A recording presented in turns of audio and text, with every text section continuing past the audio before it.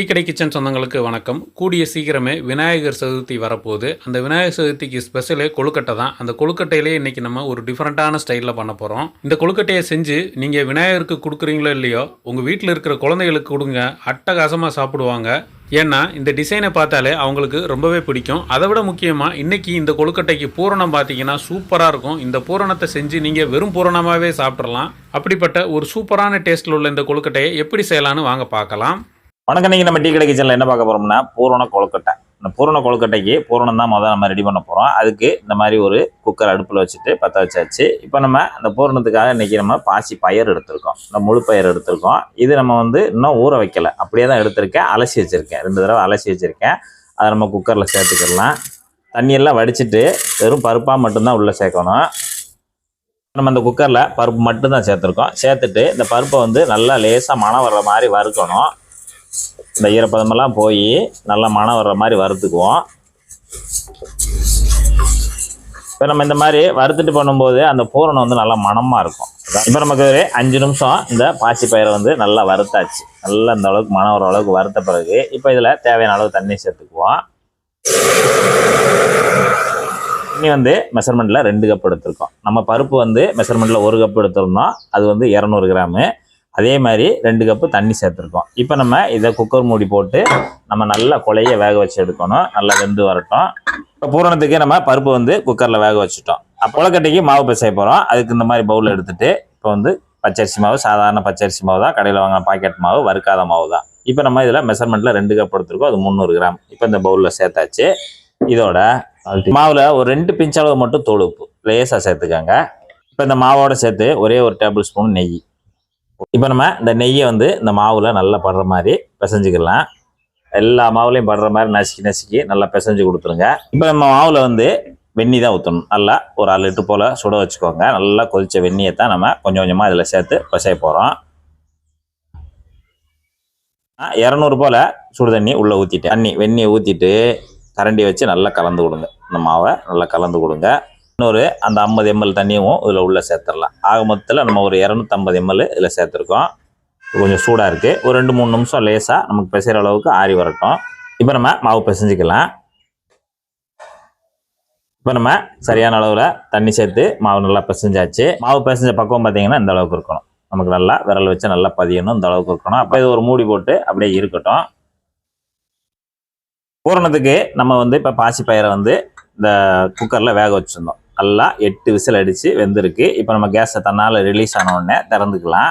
ஏன்னா நம்ம ஊற வைக்காமல் போட்டதுனால நம்ம கூட 2-3 விசில் வச்சா தான் நமக்கு சூப்பராக அந்த மாதிரி குலைவாக வெந்து நல்லா விரிஞ்சு வரும். அந்த வெந்த பாசி பயிரை அப்படி லேசாக நல்லா வெந்துருச்சு. தண்ணி எதுவும் நமக்கு இல்லை, கரெக்டாக அளவு தண்ணியில் கரெக்டாக வெந்துருச்சு. இப்போ அது அப்படியேவும் கொஞ்சம் நமக்கு ஆறி வரணும். ஒரு பிளேட்டில் தட்டி நல்லா எல்லாத்தையுமே ஆற வச்சுக்கலாம். நம்ம குக்கரில் அவிச்சு வச்சுருக்கக்கூடிய அந்த பாசி பயிரை வேற ஒரு தட்டில் தட்டி நல்லா ஆற வச்சுக்கோங்க. ஒருவேளை உங்களுக்கு தண்ணி இருக்கிற மாதிரி இருந்துச்சுன்னா கூட நீங்கள் வடிகட்டி எடுத்துருங்க, ட்ரையாக எடுத்துருங்க அந்த மாதிரி. ஆனால் பருப்பு இந்த மாதிரி வெந்திருக்கணும் நல்லா குலைவாக. இப்போ இந்த பருப்பை நல்லா ஆற வச்சுட்டு பெரிய மிக்சி ஜாரில் சேர்த்துட்டு நல்லா 2-3 சுற்று விட்டு நல்லா மசிச்சு எடுத்துக்கிறணும்.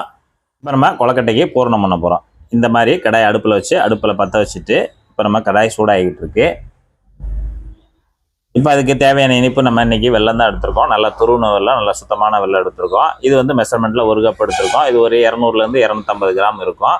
இப்போ நம்ம இந்த கடாயில் இந்த வெல்லத்தை சேர்த்துட்டு இப்போ இந்த வெல்லத்தில் ஒரே ஒரு டேபிள் ஸ்பூனு தண்ணி, ரொம்ப வேண்டாம், 1 டேபிள் ஸ்பூன் தண்ணி போதும். ஏன்னா ரொம்ப தண்ணி சேர்த்துட்டோம்னா அது ட்ரை ஆகிற வரைக்கும் நம்ம கிண்டிக்கிட்டே இருக்கும். அதனால் 1 டேபிள் ஸ்பூன் தண்ணி சேர்த்துட்டு இந்த வெல்லத்தை அப்படியே நம்ம மெல்ட் பண்ணிக்கலாம். இந்த வெல்லம் நல்லா முழுமையாக கரைஞ்சி வரட்டும். இப்போ நமக்கு வெல்லம் நல்லா கரைஞ்சி வந்த உடனே தேங்காய் துருவல், நல்லா ஒல்லையாக தேங்காய் துருவல் துருவி வச்சுருக்கணும். இது துருவினது நல்லா மீடியம் சைஸ் தேங்காயில் ஒரு அரை முறியை மட்டும் நல்லா துருவி வச்சு இதில் சேர்த்துக்கங்க. மெஷர்மெண்ட்டில் இல்லைன்னா 1 கப்பு துருவின தேங்காய் 1 கப்பு இருந்தாலும் போதும். இப்போ நம்ம வெல்லத்தோடு சேர்த்து இந்த தேங்காய் துருவல் உள்ளே போட்டு நல்லா கலந்து கொடுங்க. இப்போ தேங்காய் துருவலில் இருக்கக்கூடிய தண்ணி எல்லாம் நல்லா இறங்கி இந்த பாகோடு நல்லா மிக்ஸ் ஆகி வெந்து வரணும். தேங்காய் துருவலை அந்த வெள்ளைப்பாகில் சேர்த்து ஒரு 3 நிமிஷம் நல்லா கலந்து கொடுத்து அந்த அளவுக்கு வெந்த உடனே ஒரு 2 பிஞ்ச் அளவுக்கு மட்டும் தூள் உப்பு, ஒரு 1/4 டீஸ்பூனு ஏலக்காய் தூள் சேர்த்துட்டு ஒரு தடவை நல்லா கலந்து கொடுத்துருங்க. கலந்து கொடுத்த பிறகு இங்கே நம்ம பாசி பயிரை நல்லா இந்த மாதிரி விட்டு நல்லா மிக்சி ஜாரில் நல்லா நொறுங்க அடித்து வச்சுருக்கோம். இதை நம்ம உள்ளே சேர்த்துக்கலாம். இந்த பூரணத்துக்கு இப்போ நம்ம பூரணத்துக்கு அந்த பாசிப்பயிறு அந்த மாதிரி மிக்ஸி ஜாரில் அடித்து வச்சுருக்கோம், அது எல்லாத்தையும் உள்ளே சேர்த்துட்டு நம்ம தேங்காய் துருவல் அந்த பாகோடு சேர்த்து நல்லா கலந்து கொடுங்க.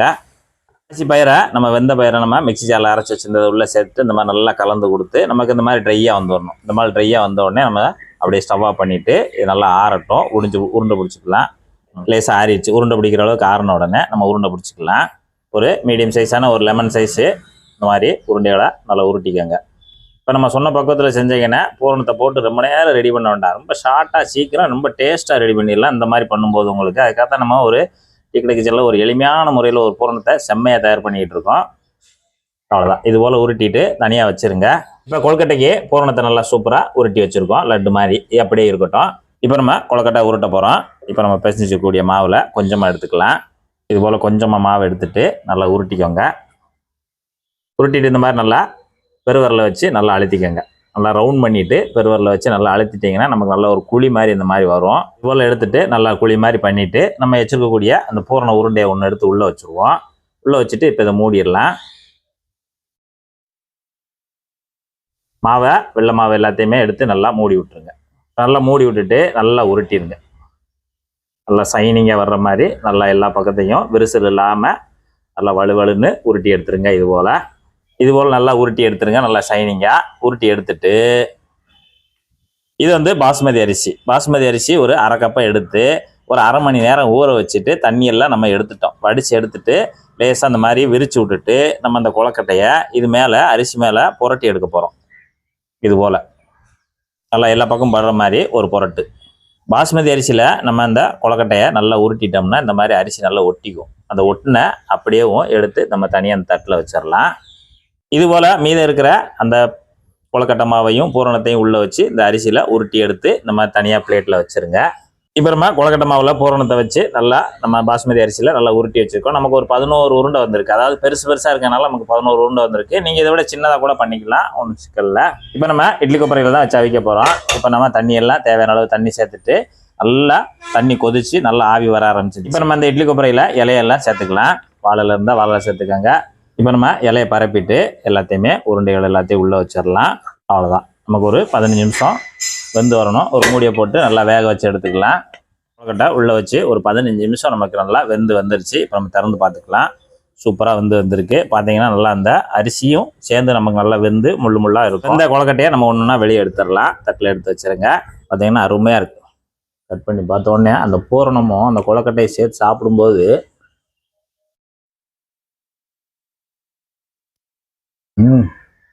வெள்ளை கொழுக்கட்டை சும்மா லேசான ஒரு லேயர், பூரணம் நல்ல பெரிய உருண்டை, ரெண்டையும் கடித்து சாப்பிடும்போது மேலே இருக்க அந்த பாஸ்மதியோட அரிசி மனமும் சேர்ந்து சாப்பிடும் செம்மையாக இருக்குது. கொழுக்கட்டை செய்யணும்னு நினச்சிங்கன்னா இந்த மாதிரி ஒரு ஸ்டைலில் சூப்பரான ஒரு கொழுக்கட்டை நீங்களும் செய்து சாப்பிட்டு பார்த்துட்டு எப்படி வந்தன்றதை கமெண்டில் சொல்லுங்கள். நன்றி, வணக்கம்.